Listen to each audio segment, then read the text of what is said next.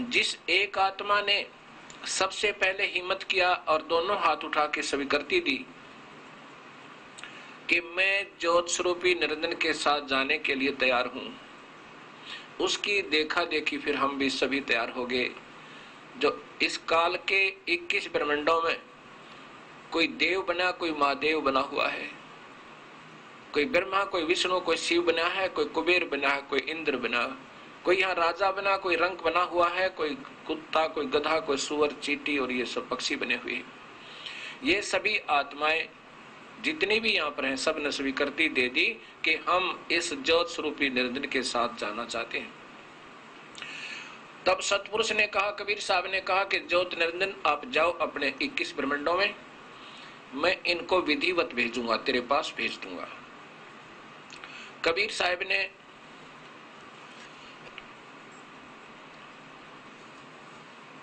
उस आत्मा का जिसने सबसे पहले स्वीकृति दी थी, एक कन्या बनाई, अर्थात लड़की का रूप बना दिया, प्रकृति देवी,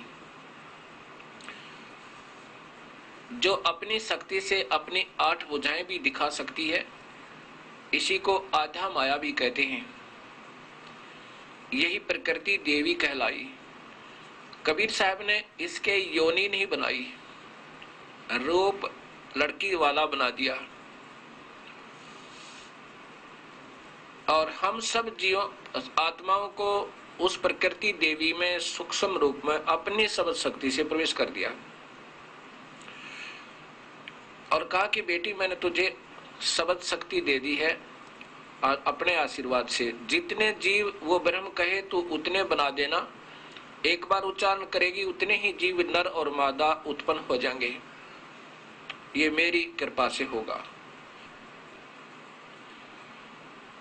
और अपने पुत्र सहजदास से कबीर साहब ने कहा कि इस अपनी बहन को ज्योत स्वरूपी निरंजन के पास छोड़िया और उसको बता देना कि इसके पास शब्द शक्ति है, मेरे द्वारा दी गई।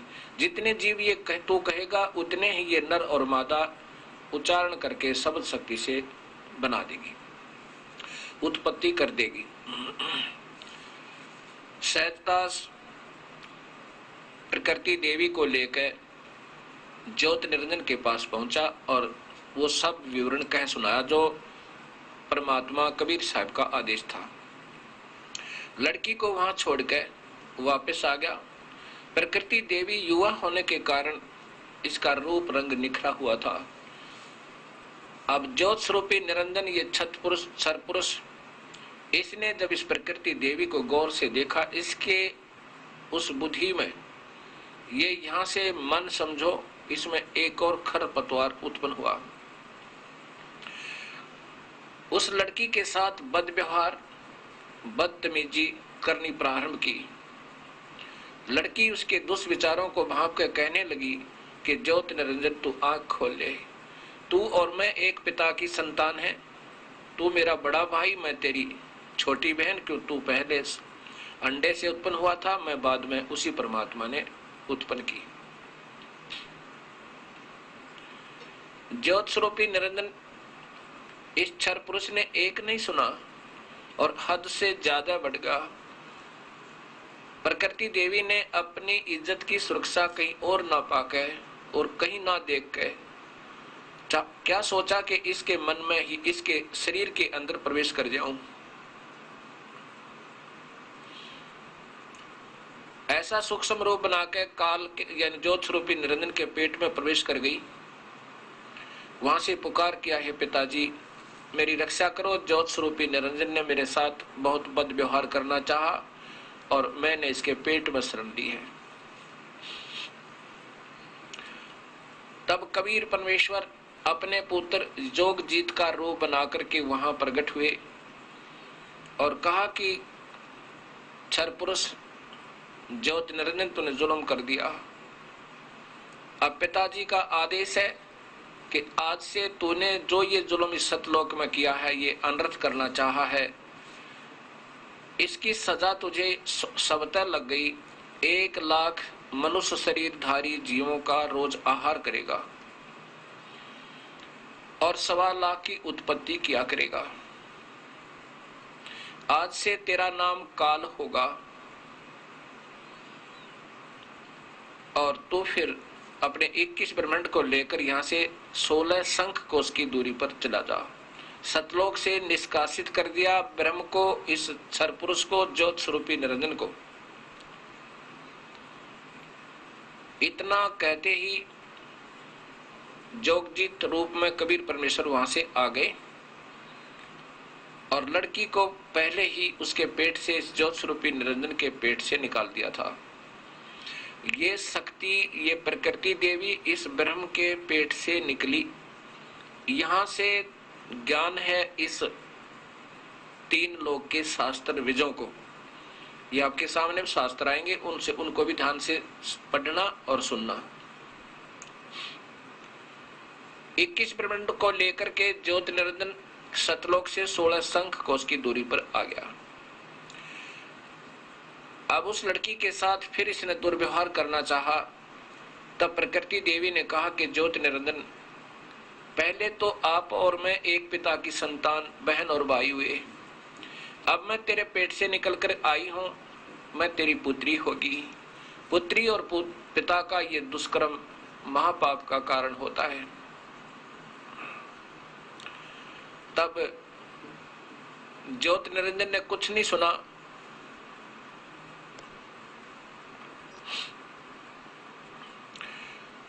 जबरदस्ती उस लड़की के इंद्री बनाई स्त्री की और पति पत्नी व्यवहार से 3 पुत्रों की उत्पत्ति की। बड़े का नाम ब्रह्मा, दूसरे का नाम विष्णु और तीसरे का शिव रखा। ब्रह्मा, विष्णु और शिव ये इस काल के पुत्र हैं, ब्रह्म के पुत्र हैं। और ये का प्रकृति इनकी मां है, ब्रह्मा विष्णु महेश की, शिव की।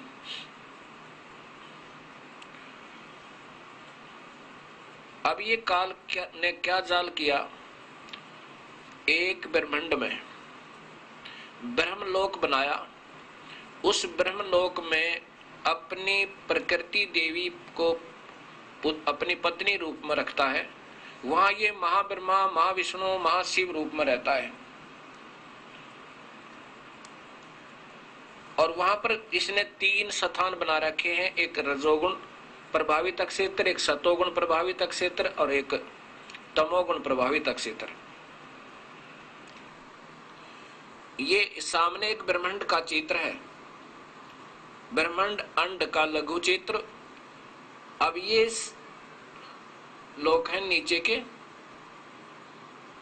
ये पाताल लोक, ये अन्य 6 और लोक हैं।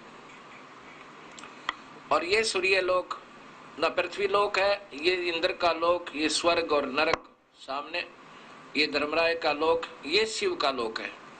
एक त्रिलोकीय शिव का लोक है जिसके माथे पर चंद्रमा, ये गले में सर्प आदि, ये उमा देवी इनके साथ है।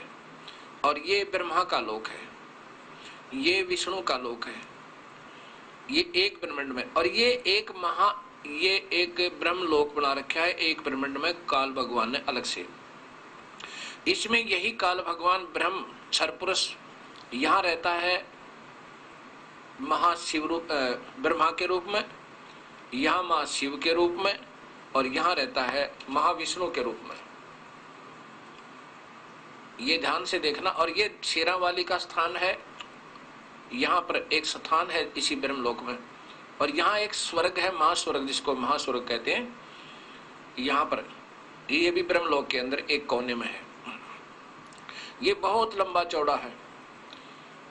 अब यहाँ पर इसने सतोगुण प्रभावित क्षेत्र बना रखा है। ये अपनी पत्नी को महालक्ष्मी रूप में रखता है और महाविष्णु रूप में यहाँ रहता है। यही काल यहाँ ब्रह्मा रूप में, महाब्रह्मा रूप में और महासावित्री रूप में अपनी पत्नी को रखता है। और यहाँ पर ये महाशिव रूप में और महापार्वती रूप में रहता है, उसी प्रकृति देवी के रूप बनाकर। ये तमोगुण प्रभावित क्षेत्र है, ये रजोगुण प्रभावित क्षेत्र है। यहाँ रह करके जब ये पुत्रों की उत्पत्ति करता है, जो इस लोक में पुत्र उत्पन्न होता है उसका नाम विष्णु रखता है, इसमें उत्पन्न होता है तमोगुण में उसको शिव रख देता है, और रजोगुण प्रभावित क्षेत्र में उत्पन्न होता है उसको ब्रह्मा रख देता है। ऐसे ये त्रिलोकीय एक ब्रह्मांड के प्रभु बना दिए जाते हैं। अब ये एक ब्रह्मांड का चित्र है। अब देखना इन महापुरुषों की बुद्धि कहाँ सीमित है, इनका कोई दोष नहीं विचारों का, क्योंकि पुण्यात्मा प्रभु की तलाश में रहती हैं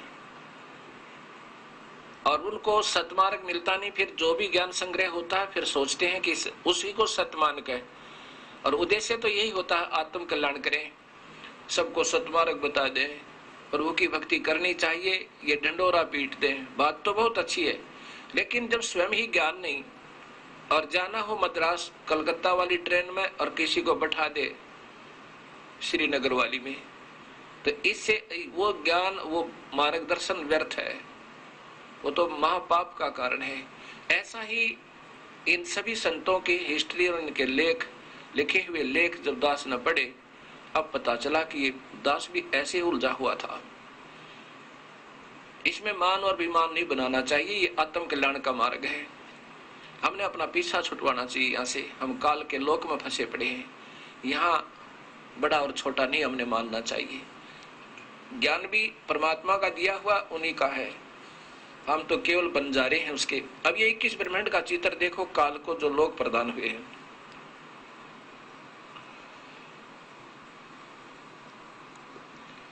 ये ज्योत निरंजन काल ब्रह्म के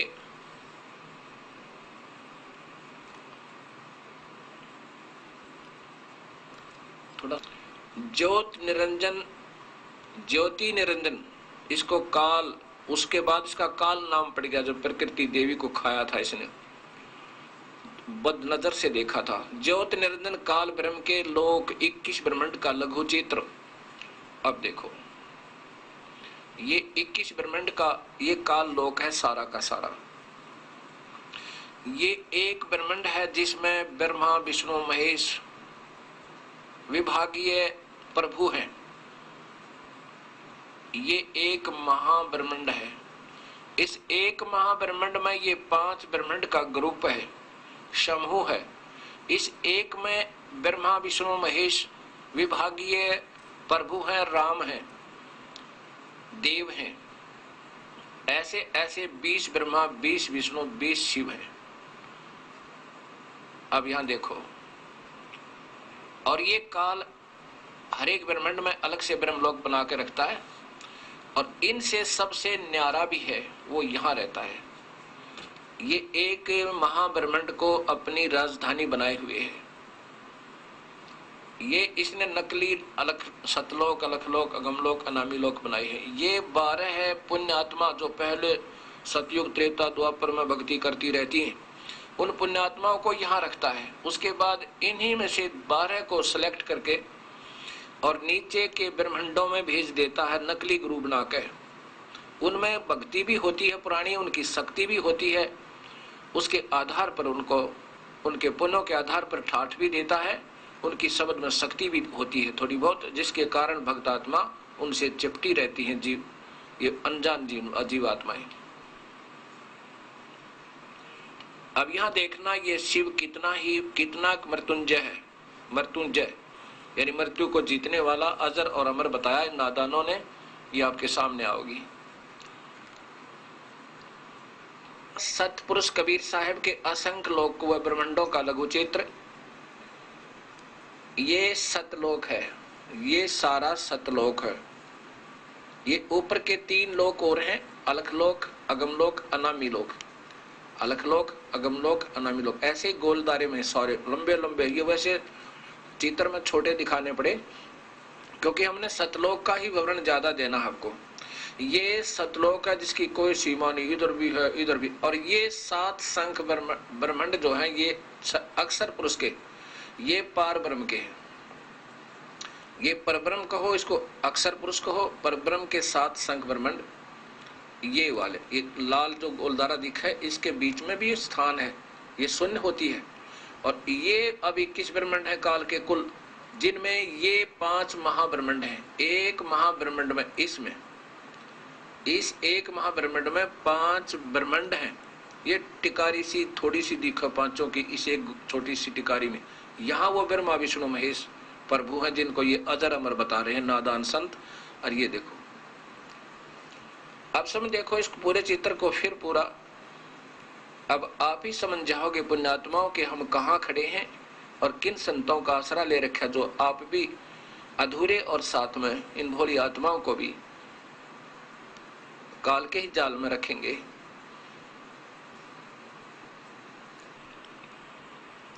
ये कोई मन गढ़ंत कहानी नहीं है, क्योंकि इंसान प्रथम बार सुनता है भक्त आत्मा तो ऐसा लगेगा जैसे ये वैसे बनावटी बातें हैं। ये नहीं, ये सभी शास्त्रों में आपको प्रमाणित करता हूं। सबसे पहले आपको शिव पुराण दिखाता हूं, गीता प्रेस गोरखपुर से प्रकाशित।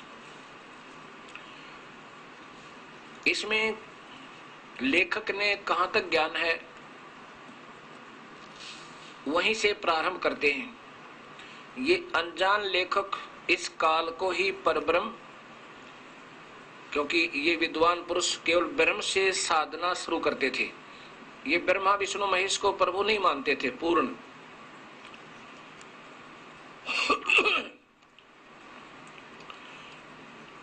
तो इन लेखकों ने ब्रह्म को ही परब्रह्म पूर्ण ब्रह्म मान लिया। तो यहाँ सदाशिव लिखा है, सदाशिव ये काल है, ये महाशिव रूप में ब्रह्मलोक में रहता है और वहां पर इन अपने सदाशिव रूप में जहां है वहां पर विष्णु शिव की उत्पत्ति करता है और ऐसे इन तीनों पुत्रों की जो ब्रह्मांडीय भगवान है, एक विभागीय प्रभु है, उनकी उत्पत्ति करता है। अब ये देखिएगा शिव महापुराण, गीता प्रेस गोरखपुर से प्रकाशित।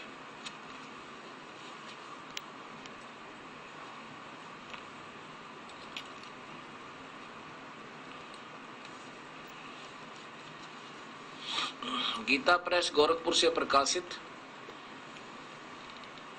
शिव महापुराण, जिसको सुधांशु जी कहते हैं जटा में गंगा गले में सर्प, इसको ये प्रभु मानकर अविनाशी बता रहे हैं। इनके लेखक कौन हैं ये आपके सामने आएगा।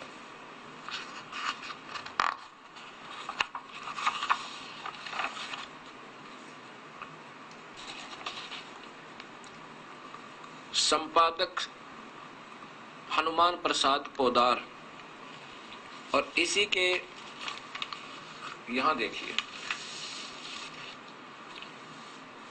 अब यहां से प्रारंभ कीजिएगा।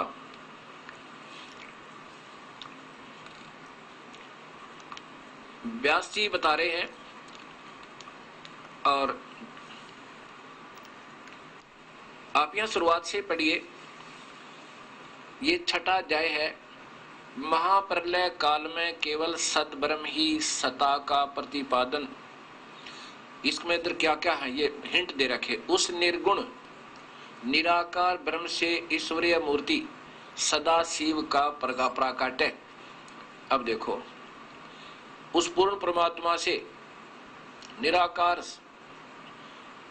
निर्गुण निराकार उस ब्रह्म से ईश्वरीय मूर्ति सदाशिव यानी काल ब्रह्म का प्राकट्य सदाशिव द्वारा स्वभूत शक्ति अंबिका का प्रकटीकरण।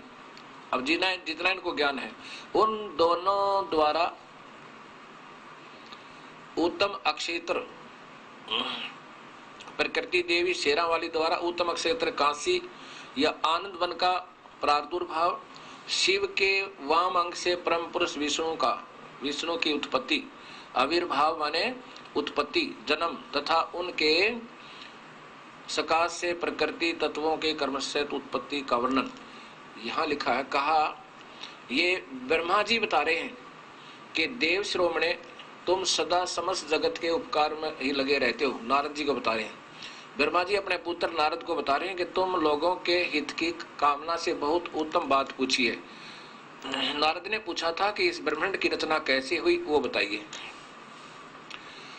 उस अनामय शिव तत्व को मैं तुमसे वर्णन करता हूँ। अनामय जो अब ये इनको अधूरा ज्ञान है, इसलिए कुछ भी कहते रहते हैं। आगे इसको मैं ज्यादा ना बढ़ा करके यहाँ लाता हूँ। यहाँ देखो,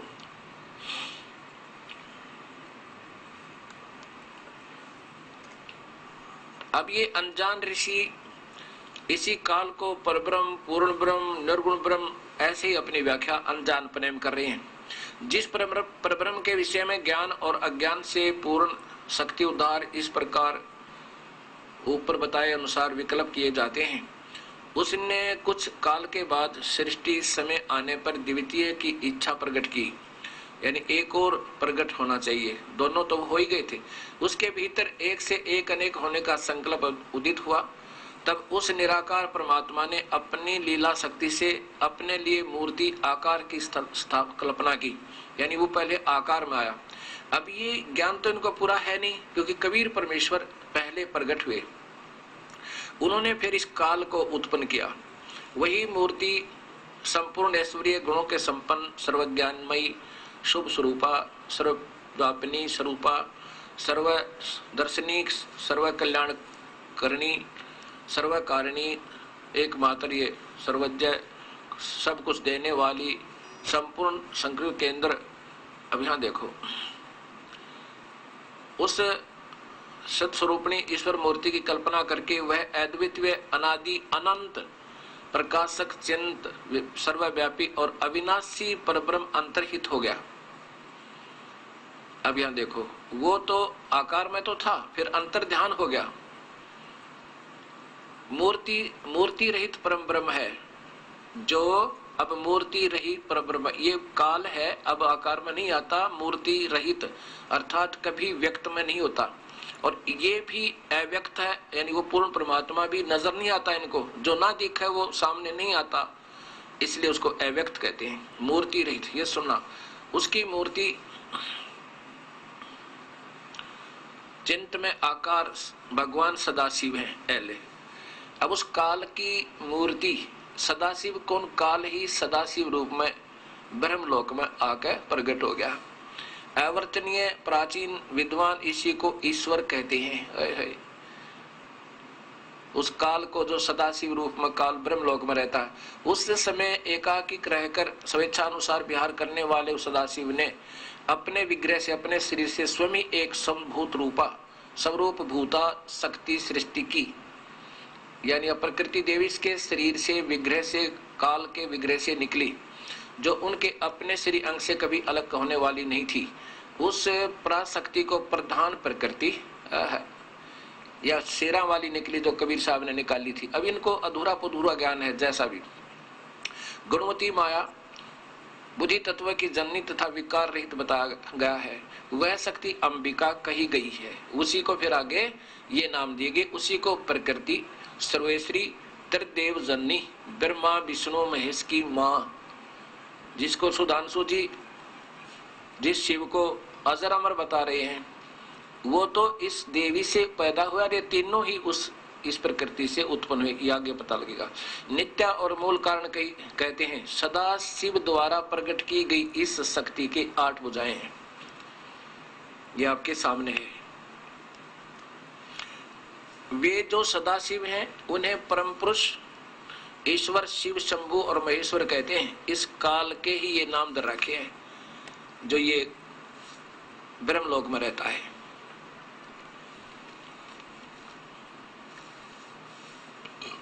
अब यहाँ उनके 5 मुख और प्रत्येक मुख में 3-3 नेत्र हैं।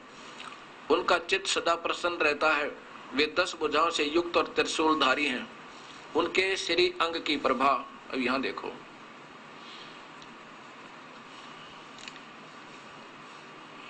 कपूर के समान श्वेत गौर है और वे अपने सारे अंगों में भस्म रमाए रहते हैं। उन काल रूपी उन काल रूपी ब्रह्म ने, अब ये ब्रह्म है वो महादेव कहलाता, काल रूपी ब्रह्म ने एक ही समय शक्ति के साथ शिवलोक नामक अक्षेत्र का निर्माण किया था। उस उत्तम अक्षेत्र को काशी कहते हैं। वह परम निर्वाण व मोक्ष स्थान है, जो सबके ऊपर विराजमान है। वे प्रियतम रूप शक्ति और शिवा, जो परमानंद स्वरूप है, उस मनोरम क्षेत्र में नित्य निवास करते हैं। काल और ये दोनों पति पत्नी रूप में ब्रह्मलोक में रहते हैं। शिव और शिवा ने, अब देखो, शिव और शिवा ने प्रलय काल में भी कभी उस अक्षेत्र को अपने सानिध्य से मुक्त नहीं किया। अब उसमें एक शिव ने पहले अविमुक्त अक्षेत्र नाम से जानते हैं, वह अक्षेत्र आनंद का हेतु है, इसलिए बिना अधिकारी शिव ने अपने पहले उसका नाम आनंद वन रखा। यहाँ देखो, देव से एक समय उस आनंद वन में रमण करते हुए शिवा और शिव के मन में यह इच्छा हुई, किसी दूसरे पुरुष की सृष्टि करनी चाहिए। ये किसकी सृष्टि की? अब ये अनजानपने में लिख रहे हैं कि विष्णु की कृति, शिव की लिखा क्यों कर, शिव से, लेकिन शिव से ही, महाशिव से शिव की उत्पत्ति हुई थी। अब देख, ऐसा निश्चय करके शक्ति सहित यानी पार्वती सहित सर्वव्यापी परमेश्वर शिव ने, अभी अनजानपने में इसको सर्वव्यापी वासुदेव मान रहे हैं काल को, अपने वाम भाग से के 10वें अंग पर अमृत मल दिया। फिर वे वहां से एक पुरुष प्रकट हुआ। अब यहाँ जान फिर बुकालेंगे आपको कि वो 10वें अंग पर वैसे अमृत मिला था। फिर शिव पार्वती की क्या जरूरत थी, शिवा की क्या जरूरत थी इसके साथ? अब बताता हूँ। वाम अंग का अर्थ योनि, स्त्री इंद्री होता है। अभी आपको संस्कृत भी दिखाता हूँ। अब देखिएगा भक्तात्मा, संस्कृत सहित श्री शिव महापुराण,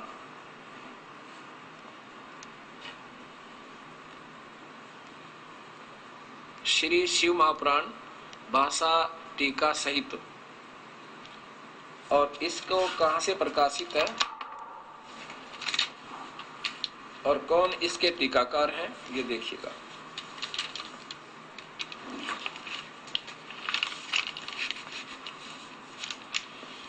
ये संस्कृत सहित है। वर्ज जीवन प्रचा भारती ग्रंथमाला शिव महापुराण, श्री शिव महापुराण, शिवा भाषा टीकोक्त, ये हुई। डॉक्टर ब्रह्मानंद त्रिपाठी, साहित्य आयुर्वेद ज्योतिष आचार्य, MA PhD DMCA। अब नीचे देखो, चौखंबा संस्कृत प्रतिष्ठान दिल्ली, और इसी के अंदर आप देखिएगा। अब ये शिव महापुराण संस्कृत सहित है, और ऐसे ही ये ब्रह्म खंडन होगा, नहीं तो ये नादान संत आपको फिर विचलित कर देंगे, क्योंकि इनकी प्रभुता भी इनके आगे अड़ेगी, मान बढ़ाई में भी ये शायद भ्रमित हो सकते हैं, कर सकते हैं। अमूर्तेन स्वयंभूषित तेन कल्पित सब लीला है, सर्वेश्वर गुणों तो सर्व ज्ञान में शुभा। उस काल ने, अब ये पहले संस्कृत सुन लो, ये कौन सा है देख, चलिए ये 15 नंबर है। हिंदी भी दिखाऊंगा आपको। अब नीचे देखो, ये अंडरलाइन दिखाऊंगा केवल यहां से। प्रधान प्रकृति जो अपने शरीर से पैदा की उस अमूर्ति ने, निराकार ने, प्रधान प्रकृति और वही माया गुणवती प्राम बुद्ध स्व जननीमा बहुस्कृति विसर्ताम, आगे देखियो। और वही प्रकृति फिर क्या हुई, वही प्रधान प्रकृति कहलाई, ये बीच में है। प्रधान प्रकृति वही कहलाई, और यहाँ देखो वही गुणमती माया कह, यह है शक्ति अंबिका, सहा शक्ति अंबिका, प्रोक्ता प्रकृति, सकलेश्वरी, त्रिदेव जननी, ये तीनों देवताओं की माँ। संस्कृत बता रही है त्रिदेव जननी, ब्रह्मा विष्णु महेश की माँ, पैदा करने वाली, नित्या यानी अविनाशी, मूल कारण तू अस्य अष्टो भुजा, इसकी 8 भुजा हैं। अब ये दिखाना चाहता था ये 10, ये नीचे हिंदी देखो इसकी, यही 15 नंबर। उस निराकार ने अपनी लीला से सभी ऐश्वर्यता गुणों से युक्त, सभी प्रकार के ज्ञान से युक्त शुभ मूर्ति की रचना की, अपने शरीर से निकाली वो देवी। अब देखो, वही शक्ति अंबिका प्रकृति तीनों लोकों की तीनों लोकों की ईश्वरी कही जाती है, तीनों देवताओं की माता, तीनों देवताओं की माता जननी नित्या सृष्टि की मूल कारण कही जाती है और इसकी 8 भुजाएं हैं। यही दास बताना चाहता था। ये कहाँ भ्रमित हो रहा है सारा भक्त समाज, और शास्त्रों में ये उपलब्ध है।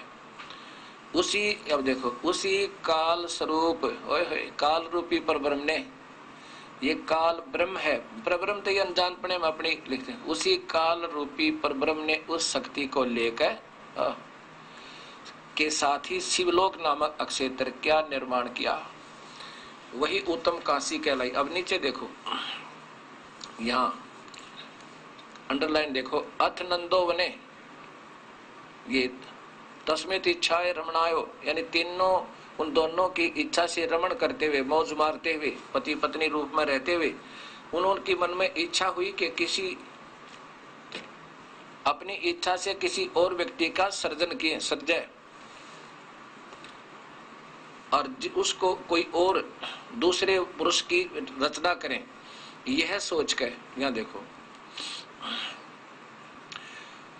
सपदार्थ्य विभूत्या शक्त्या परमेश्वर सहे, ये देखो, ये दिखाना चाहता था मैं आपको, व्यापार चके 10वें अंगे सुधावासम सुधास्वम, 10वां अंग का क्या अर्थ दिया है यहाँ पर देखना, योनि, यहाँ लगाना, फिर आगे देखना, पुनः विश्रा देव त्रिलोक से सुंदर, उससे फिर एक सुंदर लोक की उत्पत्ति, 3 लोक में एक सुंदर पुरुष की उत्पत्ति हुई, जो शांत सतोगुण, ये संस्कार देख रहे हो, सतोगुण गुणो दीप्तो गंभीर याति मति सागर। अब इसकी हिंदी देखना नीचे, यहां से देखो, हे मुनिवर, प्रलय काल में भी शिव पार्वती का भी वियोग नहीं होने के कारण, हे मुनिवर, प्रलय काल में भी शिव पार्वती का कभी वियोग न होने के कारण काशी को अविमुक्त क्षेत्र कहते हैं। प्राचीन काल में शिवजी ने इसी क्षेत्र का नाम पहले आनंद वन और बाद में अविमुक्त रखा था। हे देवऋषि, ब्रह्मा बता रहे हैं अपने पुत्र नारद जी को, नारद आनंद वन में रमण करते हुए शिव और पार्वती के मन में रमण करते हुए, आनंद वन में रमण करते हुए शिव पार्वती के मन में, शिव पार्वती, ये वो शिव है काल, और पार्वती या शेरा वाली कहलाती है महापार्वती, के मन में इच्छा हुई कि किसी दूसरे पुरुष का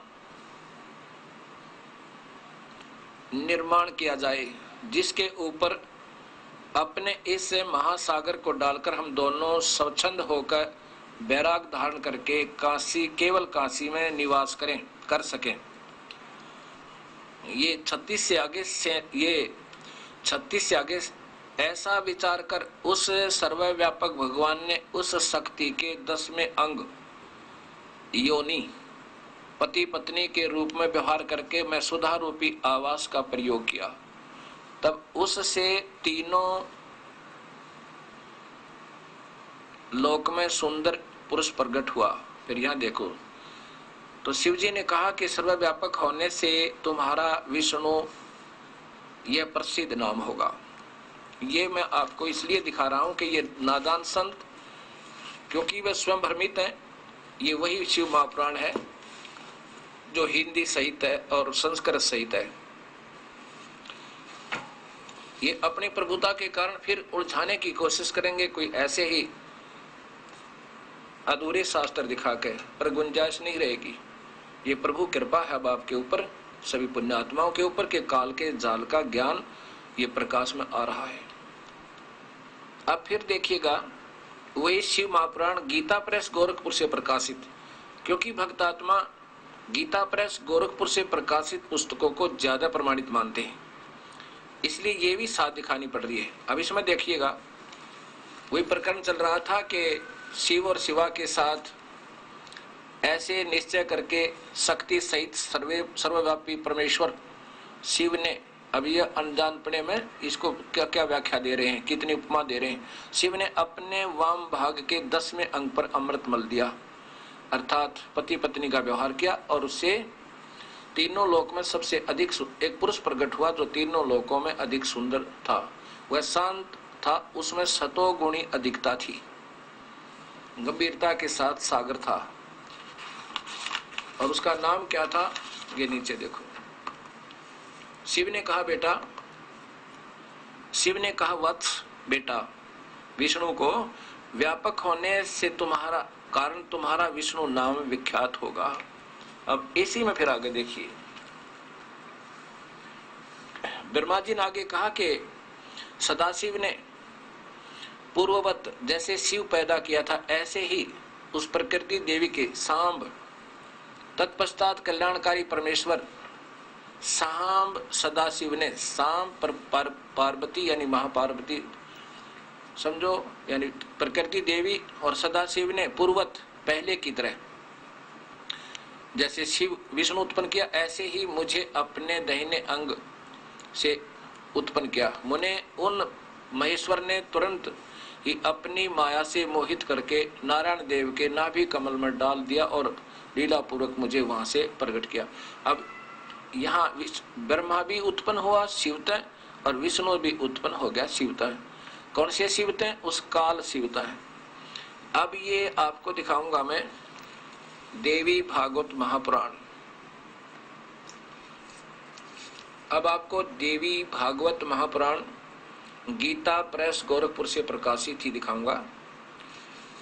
पहले इसकी थोड़ी सी मौखिक भूमिका बताता हूं।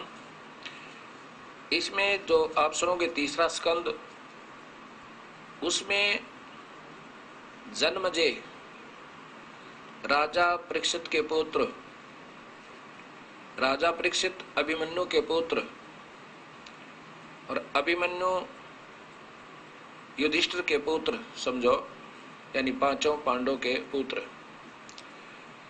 जन्मजय ने व्यास जी से पूछा, हे ऋषि जी, इस ब्रह्मांड की रचना बताइए। व्यास जी ने कहा कि राजन, आपने बहुत ही एक उत्तम प्रश्न पूछा है। यही प्रश्न मैंने श्री देवराज नारद से पूछा था, महर्षि नारद से पूछा था, और नारद जी ने मुझे बताया कि व्यास जी, जो प्रश्न आपने मुझसे पूछा है, मैंने अपने पिता ब्रह्मा से यही पूछा था। जो श्री ब्रह्मा जी ने मुझे बताया वो व्यास जी मैं आपको बताता हूं। क्या बताया? ब्रह्मा जी ने बताया कि हे नारद, मैं जब होश में आया उसमें कमल के फूल पर बैठा पाया और सब जगह पानी ही पानी, जल ही जल था, और मुझे नहीं मालूम उस अगाध जल में कैसे प्रकट हो गया। अब विचार करना भक्तात्माओं इस काल के जाल का। ये शास्त्रों प्रमाण है, कोई ऐसे उआबाई नहीं है। उसके बाद आकाशवाणी हुई कि तप करो तप करो। मैंने 10,000 वर्ष तक तप किया, 1,000 वर्ष तक तप किया। फिर कहा कि सृष्टि करो, तो मैंने कहा कि किसकी सृष्टि करूं? कहीं पृथ्वी दिखाई दे नहीं रही, सब जगह जल ही जल है। इतने में मधु कैटव नाम के 2 राक्षस आ गए। उनके डर का मारा मैं नीचे डंठल पकड़ के कमल के फूल की और नीचे गया। जब जल की सतह पर पहुंचा तो वहां क्या देखा कि शेष नाग की सैया पे शेष नाग ऐसे गींडली मींडली मार के कुंडली मार कर डाल पर लेट जाता है, और वहां पर विष्णु जी सो रहे हैं, अचेत पड़े हैं, बेहोश पड़े हैं। ये काल का जाल है। इन अपने पुत्रों को भी धोखे में रखता है, इनको भी ज्ञान नहीं बेचारों को। तो ये ऋषि जो संत आज बेचारे कोशिश तो कर रहे हैं संत के भक्तों को प्रभु की महिमा बतावें, भक्ति पर लगाओ, फिर लगाओ काय पे, स्वयं ही ज्ञान नहीं इनको। क्योंकि जिनके ये संत पुजारी हैं ब्रह्मा विष्णु महेश कृष्ण जी के, इनको स्वयं ही काल धोखे में रखता है। इनको ज्ञान नियम कहाँ से पैदा हो गए, और हम कौन हैं और क्या हमारी ड्यूटी दे रखी है। ब्रह्मा जी बता रहा है कि नारद जब मैं नीचे गया तो एक चतुर्भुज रूप में मूर्छित पड़े हुए, बेहोश पड़े हुए एक व्यक्ति को देखा, सुंदर पुरुष देखा।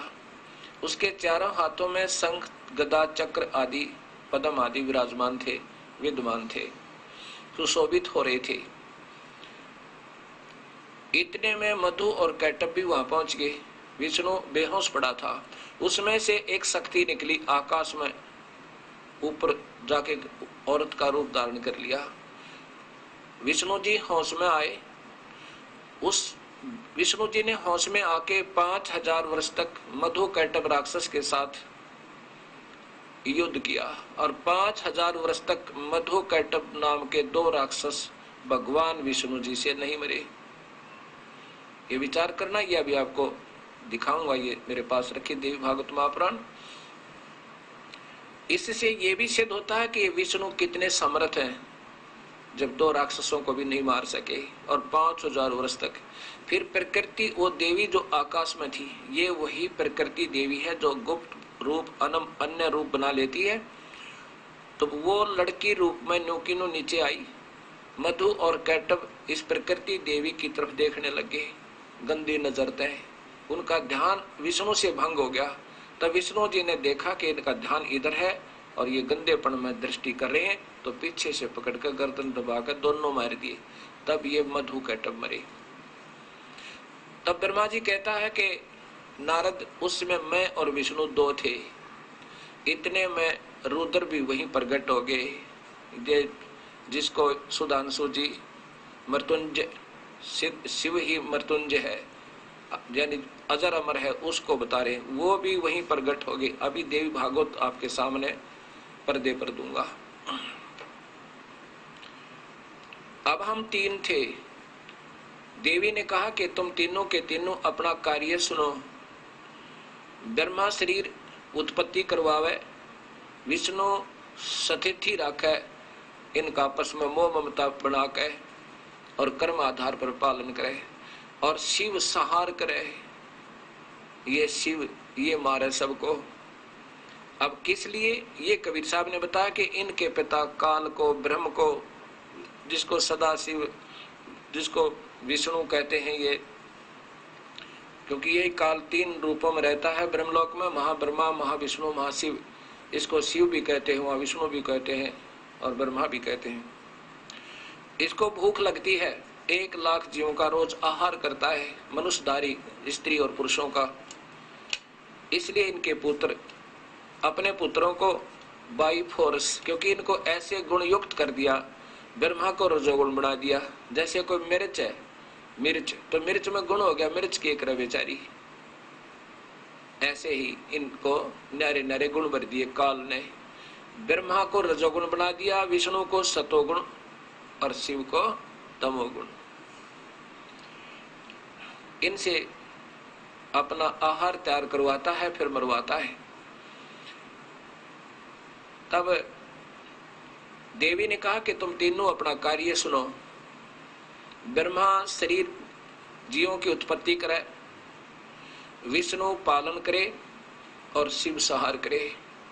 तब हमने कहा कि हे माता, हे देवी, ये सब जल ही जल है, कहीं पर पृथ्वी नजर नहीं आ रही, और पृथ्वी के बिना जीवों का सृजन कैसे हो सके, कैसे उनका पालन हो सके, कैसे उनका फिर संहार करें। सब जगह जल ही जल है, पृथ्वी का अभाव है। तब प्रकृति देवी मुस्काई, वह देवी मुस्काई और कहा कि इतने में एक विमान आया और हमारे को उस देवी ने कहा कि तुम तीनों के तीनों निर्भय होकर इस विमान में बैठ जाओ। हम तीनों के तीनों विमान में प्रवेश हुए। विमान मन की गति से उड़ा, ऐसे स्थान पर पहुंचा जहां पर एक ब्रह्मलोक था, वहां पर एक और इंद्र था। ओए होए, तो ये काल के बड़े लंबे जाल हैं। और उसके बाद फिर आगे जब हमारा विमान गया तो वो ब्रह्मलोक में पहुंचा। वहां ब्रह्मलोक में एक महाब्रह्मा पाया, वहां एक ब्रह्मा और देखा। तब विष्णु और शिव जो विमान में बैठे हुए थे मेरे साथ, उन्होंने मुझसे पूछा कि हे चतुरानन, ये और ब्रह्मा कौन है? तब मैंने कहा मुझे नहीं मालूम कौन है। विमान फिर आगे चला, दूर से देख रहे विमान में बैठे हुए। विमान फिर आगे चला, आगे जाकर के क्या देखा कि एक त्रिनेत्रधारी शिवजी एक भवन मत निकला और नंदी वृषभ पर बैठा था, हाथ में त्रिशूल था। उसको देखकर शिव, जो विमान में बैठे हुए शिव की के आश्चर्य का कोई ठिकाना नहीं रहा। उसके बाद ये विमान आगे चला, कहां पहुंचा? जहां पर एक विष्णु और था जो बैकुंठ लोक भी बना हुआ था, और वहां पर महालक्ष्मी के उस वैभवशाली भवन में जो मैंने वस्तुएं देखी, ऐश्वर्य के साधन देखे, नारद ब्रह्मा जी कहता मैं कुछ नहीं बता सकता, वर्णन भी नहीं कर सकता, इतने ठाठम ठाठ थे वहां पर।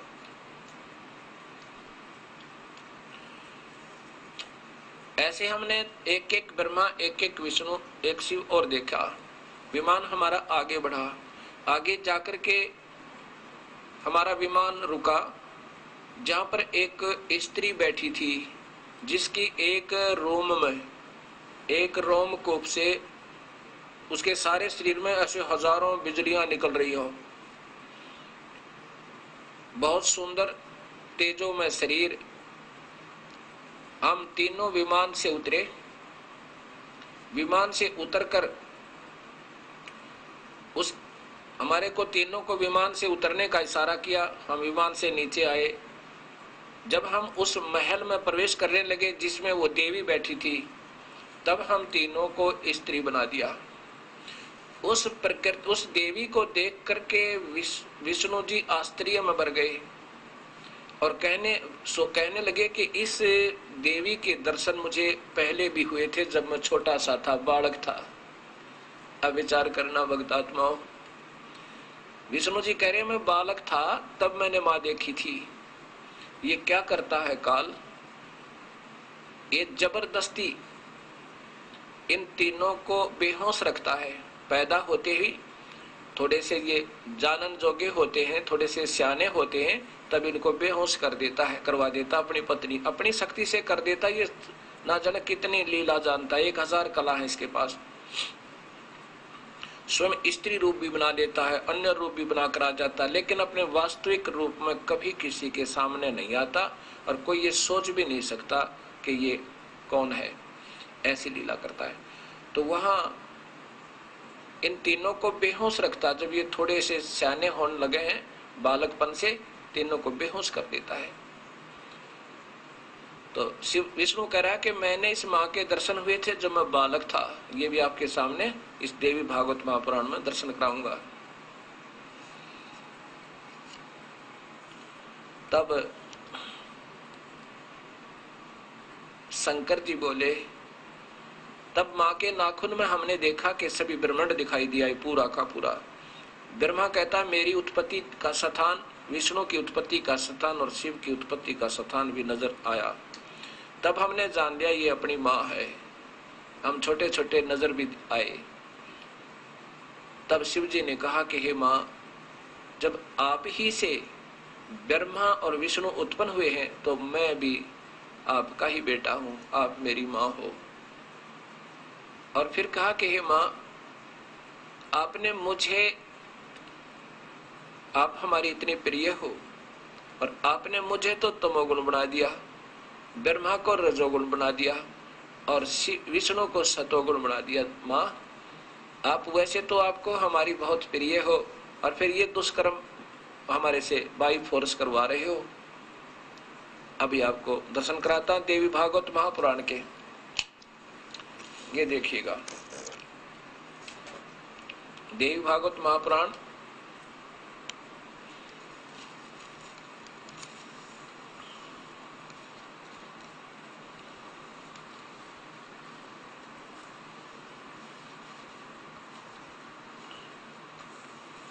ये गीता प्रेस गोरखपुर से प्रकाशित है।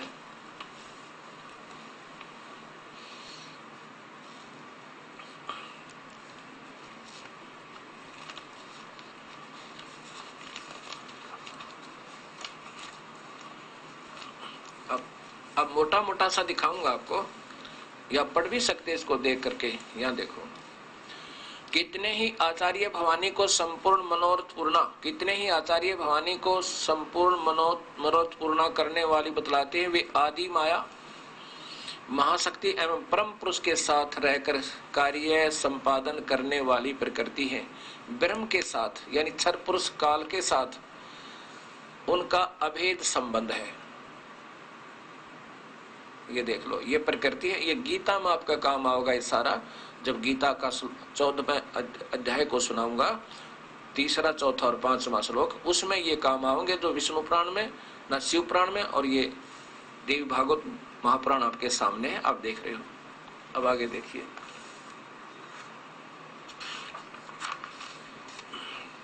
यहां देखो, यहां क्या बताया है कि वो ब्रह्मा बता रहे हैं कि मैं कमल के फूल का ऊपर प्रकट हुआ। यहां से देखो, ब्रह्मा जी ने कहा, बेटा नारद से कह रहे हैं, मैं इस प्रश्न का क्या उत्तर दूं? यह प्रश्न बड़ा ही जटिल है महाभाग, तुम भगवान विष्णु से इसका समुचित समाधान पा सकते हो। और विष्णु से के पा सके, वो बेहोश पड़े थे। महामते, इस संसार में कोई भी रागी पुरुष ऐसा नहीं जिससे यह रहस्य विदित हो। किसी ने नहीं ज्ञान इस बात का, किसी ने भी, और मैं भी अधूरा पधूरा बता रहा हूं। आकाशरहित एवं ईर्षा शून्य है, वही इस रहस्य को जान सकता है। अच्छा ये देखो, सबसे पहले तब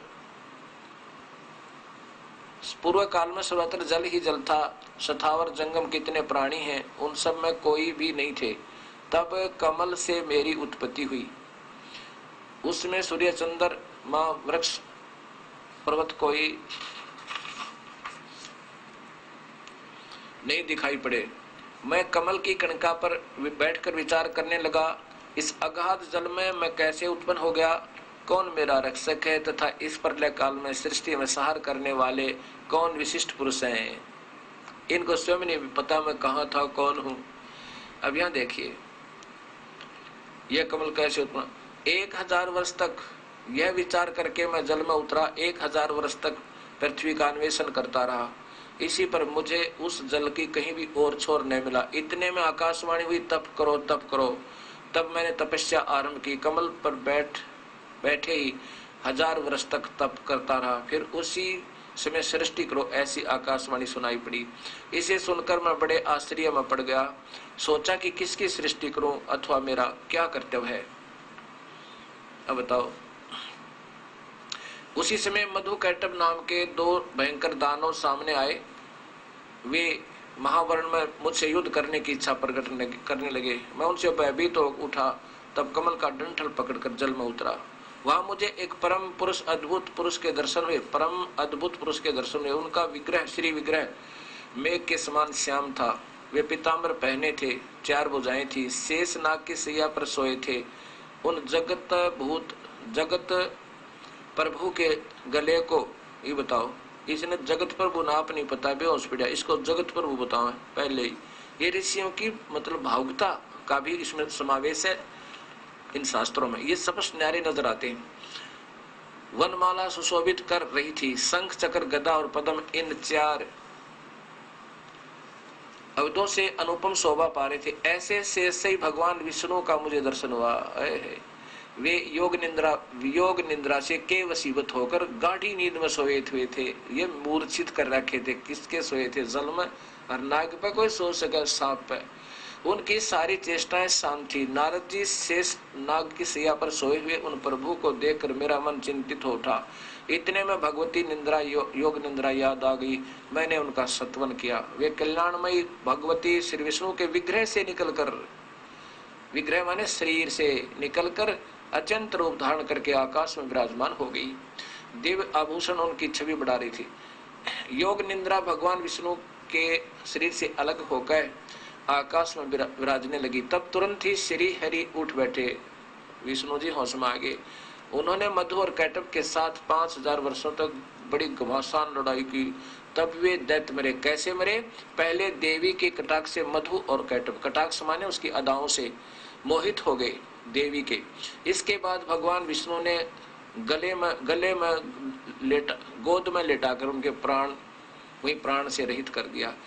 अब वहां मैं और भगवान विष्णु दो थे, वहीं रुद्र भी प्रकट हो गए। ये सदाशिव के है ना सुधांशु जी, ये सदाशिव रुद्र ये वहां प्रकट हो गया। हम तीनों को भगवती अध्याशक्ति के दर्शन हुए। उन्हें देखकर मन मुग्ध हो गया। हमने उनकी उत्तम स्तुति की।